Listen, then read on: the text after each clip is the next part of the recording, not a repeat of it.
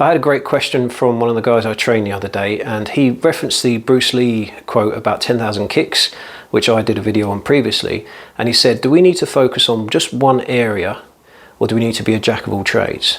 Now, traditionally, when you say jack of all trades, it follows with master of none, meaning that someone is generally so thinly spread that they have a lot of width, but it's shallow knowledge, there's no depth in it. So we certainly don't need to be a jack of all trades in the sense that we're too thinly spread and we don't have depth of knowledge. We certainly do need to be masters of certain areas. The difference is we've got to be a jack of all trades, as in competent in all ranges, whether that's hitting with a palm strike from a preemptive position from a fence, whether that is dealing with verbal de-escalation, awareness, body language, understanding law and self-defense as it relates to where I'm living and whatever part of the world you're in.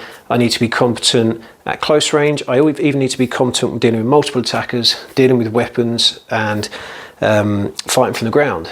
But the emphasis is going to be different depending on what part of the world you're in and what you're likely to experience. You've got to gear everything towards what you're likely to face. So an MMA person, for example, they need to focus a lot more. I mean, they're great at what they do, but they need to focus a lot more on the ground than we do, because whilst we need to be competent on the ground, and it's all well and good to do supplementary training. If some self-protection guys go off and do wrestling and BJJ, and that's all well and good, but purely for the self-protection side, our focus needs to be, if we get on the floor, we need to get straight back up again, because unlike in MMA where they can spend time on the ground and it's relatively safe, apart from what the other guy's doing to them, they don't have to worry about his cornerman jumping in and sticking a boot in, or the other guy pulling a broken bottle or a blade from his gi and stabbing them. That's, it's MMA, so that's not going to happen. So the focus is different. They can spend that time on that.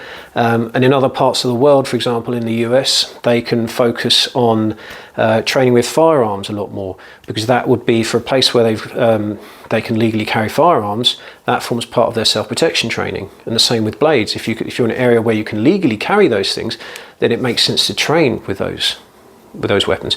However, where we are in the UK, we've been progressively disarmed over years. So, I mean, even if I was to carry, probably even if I was to carry an inflatable banana with the intent to hit someone with it, it will be classed as using a weapon to attack someone. So my focus is not going to be, obviously I digress there, but my focus is not going to be on training with weapons such as, for example, a training blade, any more than I need to just to understand how that weapon works so that I can better protect myself against it.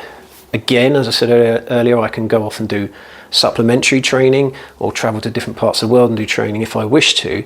But for what I'm likely to be facing in England, then I have to gear my training towards that. So it's going to be focused on the personal safety skills, hitting off a fence, preemptive striking, and then other strikes such as headbutts, knees, elbows.